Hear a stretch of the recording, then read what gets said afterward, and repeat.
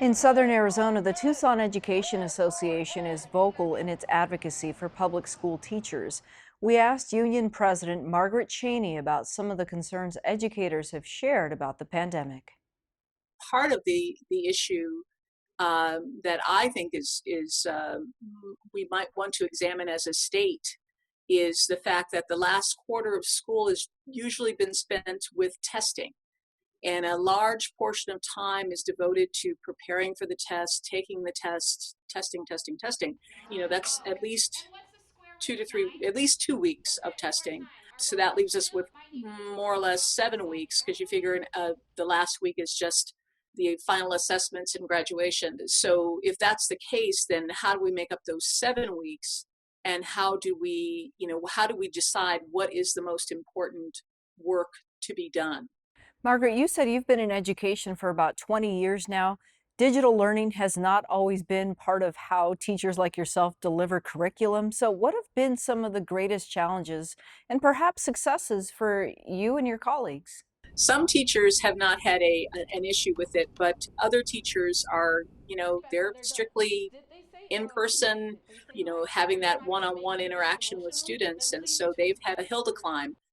So the good news is now instead of, well, gee, one day I'm going to learn how to create a website, or I'm going to learn how to use this software or platform. Now they have to, and sometimes trial by error is the best trial.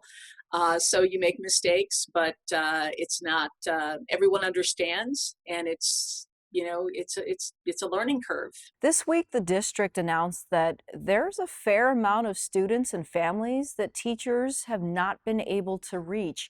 And for families who are sitting at home watching this may be startling. How is it possible that some families have sort of fallen off the communication radar in this process? Not everyone has computers. Not everyone has the technology. Not everyone has the internet. We act as though, as a society, that everyone has access. This whole epidemic has shown, in a way, the need to provide more funding for public education. But I think that we really, as a society, really need to start looking at envisioning what future classrooms will look like. How do we schedule for next year? That's my first question, is how do we schedule for next year? Because the virus isn't going away. So how do you keep that social distancing going in overcrowded settings, in settings that don't have enough teachers, in settings that don't have enough resources? So now you have to share them. We need to really, really start thinking about that and planning accordingly, how to address it.